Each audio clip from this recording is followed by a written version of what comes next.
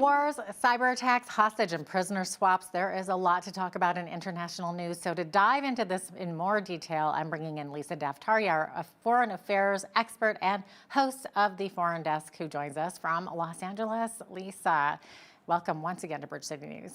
Thank you for having me. Absolutely. Okay, so Lisa, on Friday, a 4-day ceasefire was announced. Hostages held by Hamas were to be returned, and Palestinian prisoners held by Israel were to be set free. So, Lisa, tell us, how has this process been going? I think we're in day 4 now, aren't we? We are in day 4. We just had breaking news not too long ago where they have decided to extend this truce for another couple of days. This is what we actually assumed would happen, that, that Qatar, the United States, the intermediaries would try to convince Israel, the IDF, to kind of scale back on its retaliation against Hamas. Remember, the Israelis have 2 goals here, right? The primary one is to get the hostages back, and the secondary one is to decimate Hamas, which is really doing the world a favor and taking this terror organization off the map.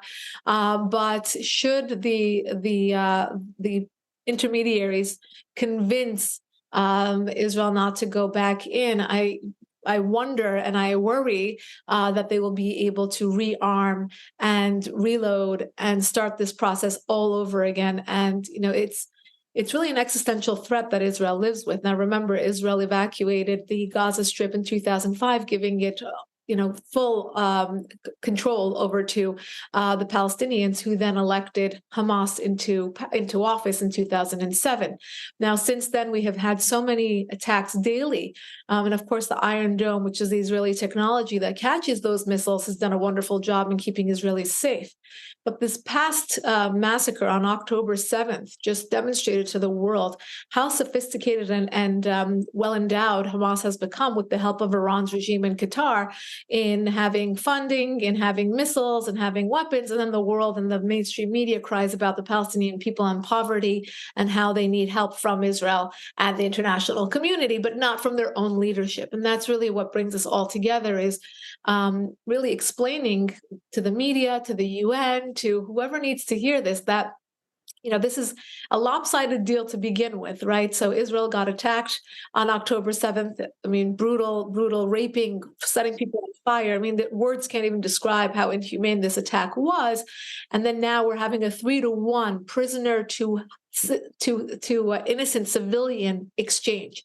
And each day we saw that there were some complications. Hamas demanding more, wanting humanitarian, they call it humanitarian, but they wanted the trucks to continue going in. And again, Jeanette, you and I talked about how we don't even know where these trucks are going or who's benefiting from the aid that's going into Gaza. So that's where we have it now. The truce has been extended, and let's see what comes out of this. Hopefully all the hostages get to go home. Well, hopefully, because there's been so much celebration for these freed prisoners, and that's going on. And in the midst of all of this, Lisa, 2 men accused of collaborating with Israeli forces were executed by Palestinian factions in the West Bank. So what can you tell us about this?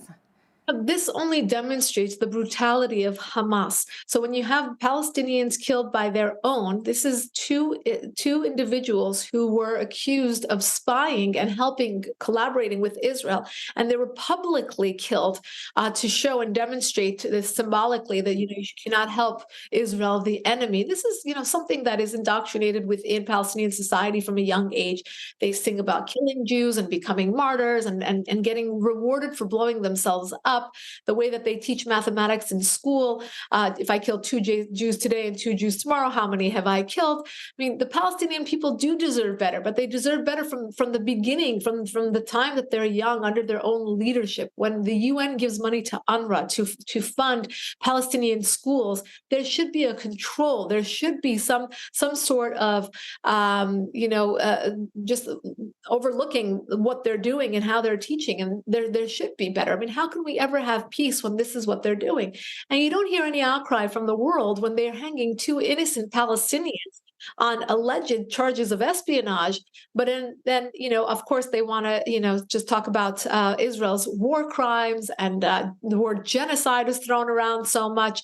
And again, Jeanette, I've talked about this a lot. I mean, my platform is obviously covering, world news and a lot of counterterrorism. We talk about all the innocent lives that have been lost in Syria and Yemen and Iraq and Afghanistan by the hands of Iran's regime. It hangs its own people. In the last 60 days, this war has been going on. How many innocent Iranians have been hanged for nothing, for no reason at all, for peacefully protesting?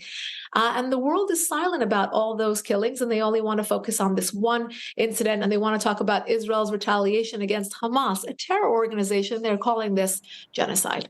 Unbelievable. Yeah. And of course, at the same time now, Turkey and Iran are looking to have a growing friendship as Turkish President Erdogan spoke with his Iranian counterpart about the war between Israel and Hamas and U.S. involvement. But international criticism, of course, of Israel is growing. So, Lisa, can you maybe shed some light on this situation? Turkey has, for the past decade or so, has been a frenemy of the West, of the United States in particular. They have wanted to double dip, meaning they want to be considered a Western nation, a modern nation in the Middle East. They want to be a part of all these acronymed organizations, but yet they also want to have a hand in what's going on in global terrorism and siding with extremists. And they haven't made the distinction yet that they will stand against terrorism. As a matter of fact, they've been quite vocal about their support of Hamas against Israel. They have been obviously growing closer to Iran's regime, who is funding this entire war against Israel. And now we have it, tangible evidence where you have Erdogan meeting with Raisi, the president of Iran, really kind of cementing that relationship and really taking a side and taking a stance that is much more visible than we've seen ever before, where it was more like Turkey becoming more Islamist, cracking down on many laws inside the country, closing a lot of publications that were, kind of moderate or against the government. So definitely we're seeing a shift in Turkey moving more towards Iran. And of course, Qatar is the same thing. I mean, Qatar is considered the West's, this honest broker and is involved right now in brokering this truce or the hostage and prisoner deal between Hamas and Israel. But yet, we know that the Qataris are funding Hamas. We know that they're housing and hiding and allowing Hamas leaders to live there lavishly. Why aren't they being called out on it? I think there's a lot that the West needs to do under the United States' leadership, of course, and we're not seeing this very, very strong leadership from the White House. And of course, it will have its consequences as we're seeing. Right. Okay. Well, we might not be seeing it from the White House, but we're seeing a little bit of it in London. So, of course, there's been sizable turnouts, obviously, at Hamas rallies around the world. We've been seeing that, right, Lisa? But on Sunday, thousands of people assembled in London for a demonstration against anti-Semitism, and among them was former UK Prime Minister Boris Johnson.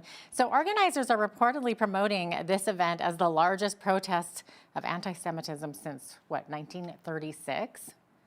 Yeah, this is wonderful because it is in response to the pro-Hamas protests we have seen in London that have been horrific. Horrific. I mean, they have been extremely large in size, extremely violent. The police has basically backed down because it's been so difficult. They've even thought about bringing in military to help the police. This is in response to that, to say, there is a counter voice here, and it might not be violent and it might not be as loud, but it is definitely strong and it is definitely united. And that was a wonderful thing to see. Of course, Boris Johnson, setting an example, and I'll tell you who didn't set an example was the BBC, who told their reporter not to attend and not to cover it. This should be very much underscored. If you're going to the mainstream media for information about this war, please know where you're going and how it is influenced and how it is biased. Imagine a reporter not being allowed to cover something that's going on that is that sizable, that is that important.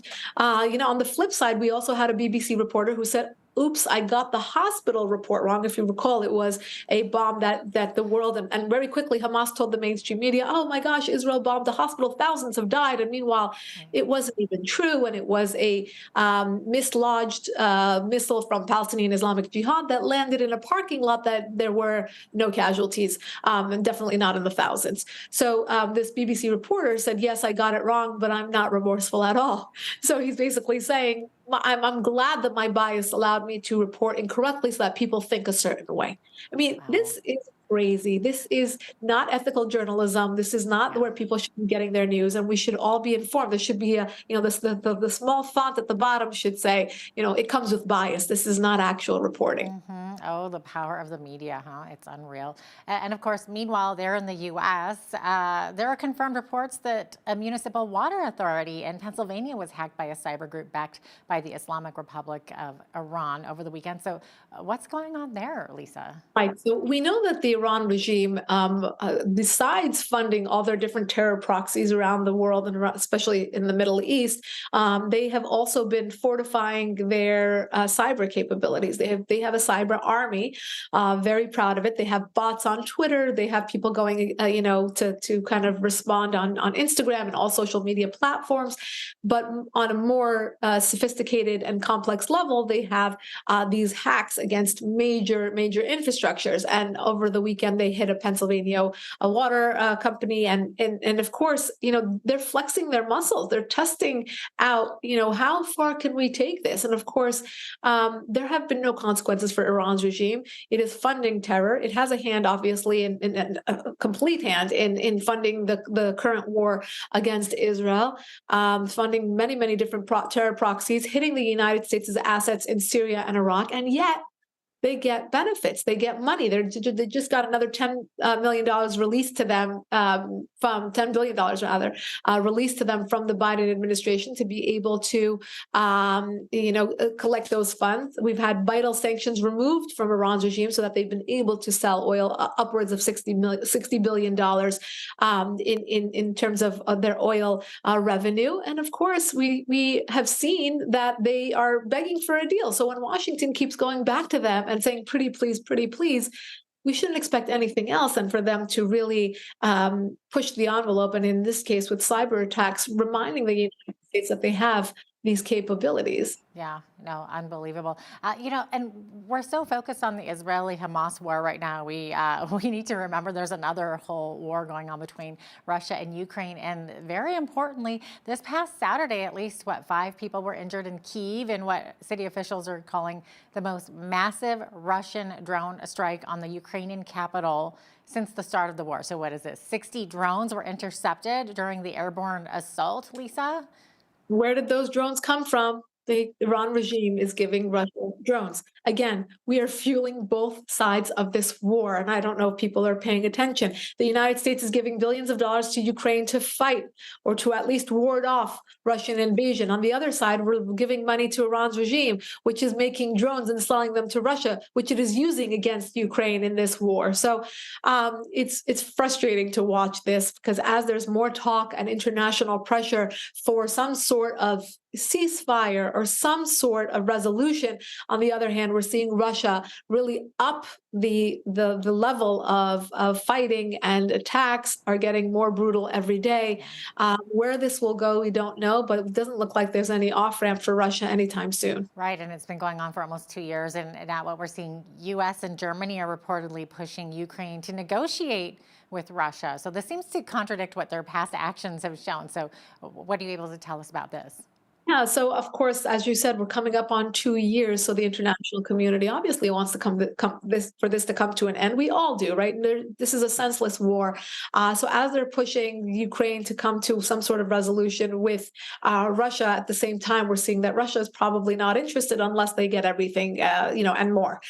So it will be interesting to see if Ukraine even agrees to it, which I don't think Zelensky will do that. I think the only thing that Zelensky will ask for is more money, and not for any truce or any ceasefire.